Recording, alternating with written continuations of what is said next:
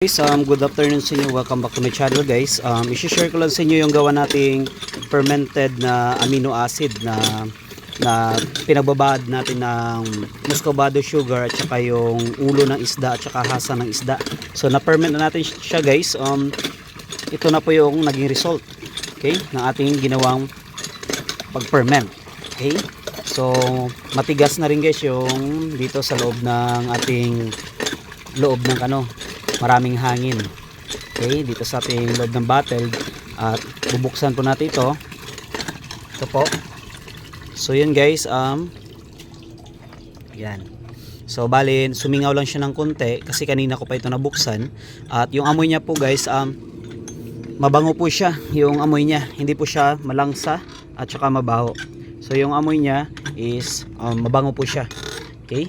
So ngayon, ito na yung gagawin ko rito is ilalagay ko po dito sa ating patubig ng ating mga alagang manok.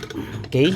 So ina-advise ko sa aking kandito yung tagapagbigay ng tubig na bigyan po nito ng fermented na amino acid. Okay? So titingnan natin guys kung ano yung laman ng itsura niya kapag nabuhos dito sa baso. Okay? So ganyan po guys yung kanyang itsura ng ating pinerment na hasang ng isda at saka ulo ng isda. Ito po yung kanyang itsura guys, yan. Okay? At yung amoy niya guys ay mabango, hindi po siya panis or naging bagoong. Okay? Yung amoy niya is mabango. Okay? At wala po siyang uod dito sa loob. Okay? Yung puti-puti na yan guys, yan po yung balat ng isda. Okay? So kukuha lang po tayo dito. Ito yung gagamitin ko guys para matansya po natin kung ilan yung malagay doon sa ating painuman na tubig na ating alagang mga manok. Okay? Bali guys, kuha lang tayo dito ng ito. Dito karami lang. Sa 4 banda. Okay?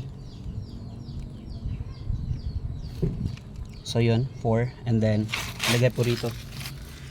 Yan. Isang ganyan lang po guys. Isang ganyan. Okay? And then, kuha ulit tayo ng ito, yung sa 4 lang banda. Yan. Tapos, lagay natin dito. Okay. So, yun lang guys yung ginagawa ko rito.